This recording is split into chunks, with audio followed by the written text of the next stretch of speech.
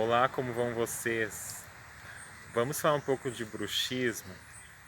Então, o bruxismo está aumentando muito atualmente e ele está intimamente ligado a questões do sistema nervoso central, como agitação, ansiedade e preocupação.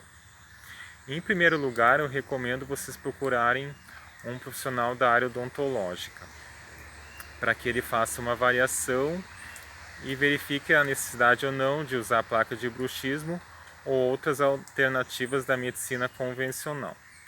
O Ayurveda, sendo uma medicina tradicional e milenar, ela também traz alternativas para o tratamento de bruxismo.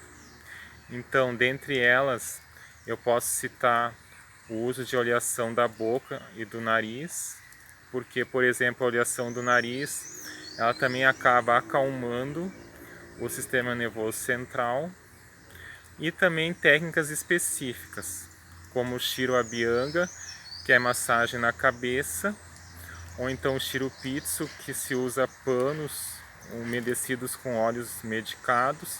Então, tanto no caso do Shirupitsu quanto do Shiro Abhyanga, o Brahmi é um óleo medicado muito útil nesses casos. E também o Shirodara, que é uma outra técnica que também é usada para acalmar a mente. Então veja, tem várias alternativas que a Ayurveda traz para o tratamento de bruxismo, certo?